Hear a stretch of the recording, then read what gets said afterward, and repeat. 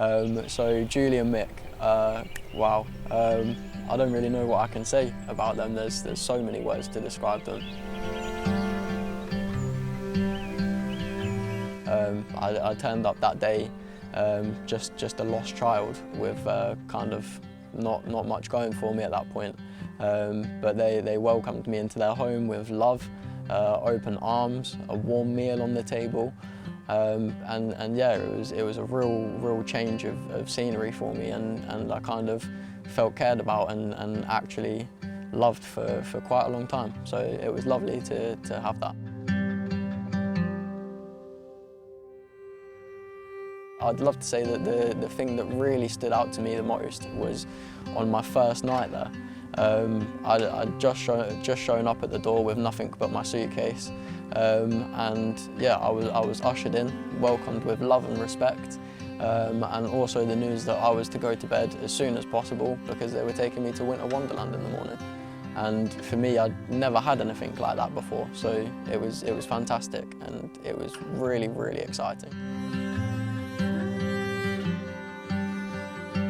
So going out to a sort of family event for the first time was it was very melancholy for me, because I felt like that's exactly what I'd missed, but in the same breath these people were providing that for me, and it was really refreshing for me. And Winter Wonderland was fantastic. I've never experienced anything like it before, and funnily enough, I'm going back there this year. My absolute favourite memory is most definitely, it's got to be my 16th birthday. I'd had previous experiences and previous birthdays where I'd just done nothing and I'd just kind of rotted in bed all day. So now to progress into this new environment and have gifts brought for me and balloons with my age inflated in the kitchen and going out for a meal, and yeah, it was really nice and eye-opening.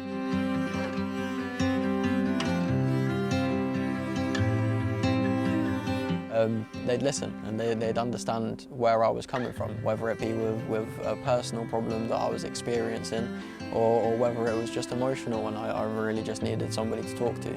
And that for me was the biggest factor of safety, because I'd never really had that. It always felt as if I'd never really had much of a voice, but now I was being listened to, and it made me feel good.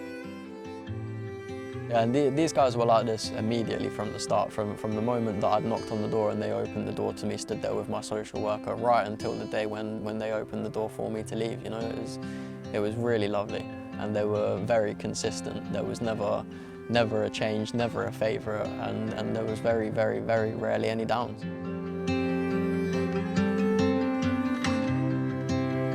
The most important thing that I was assisted with by my foster carers emotionally would have been getting over the fact of feeling unwanted and abandonment, because ultimately that wasn't the case. My mother was just very unwell and unable to complete the tasks which she needed to. I didn't see it for that at the time, but they were very supportive in opening my eyes to these situations.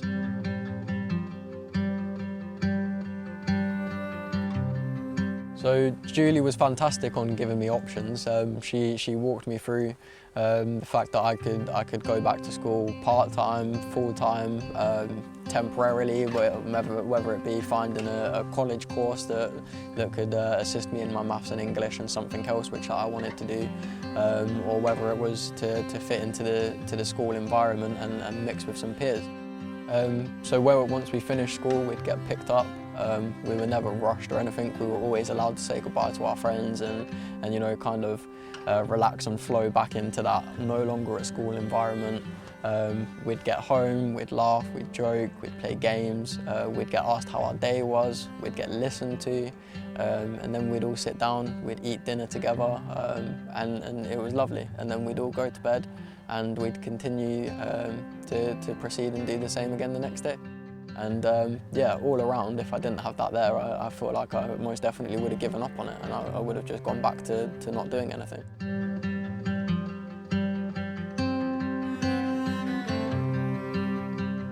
So one of the small things that my foster carer Julie used to do for me was she'd surprise me with 2-litre bottles of Dr Pepper. Now that might not sound a lot to some people, but I loved it, man. It was a drink that me and my sister used to drink together during our time together, and for me it was a bit of nostalgia and sort of a bit of home.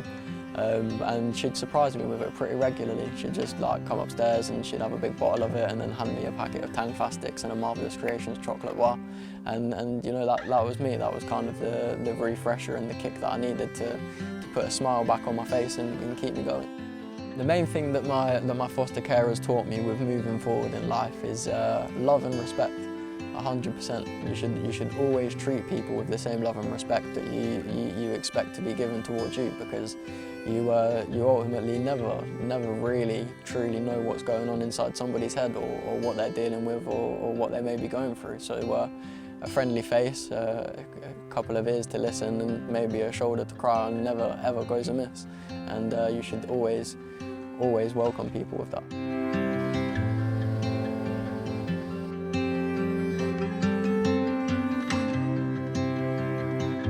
Any advice that I would give to anybody thinking about fostering teenagers is go for it. You know, I'm sure you've got a lot of love and knowledge to give, and we do as well. 100%. It's never a one-sided road, and you could just be saving a life. You may not have fallen apart just yet, but you may be preventing it from doing so in the future.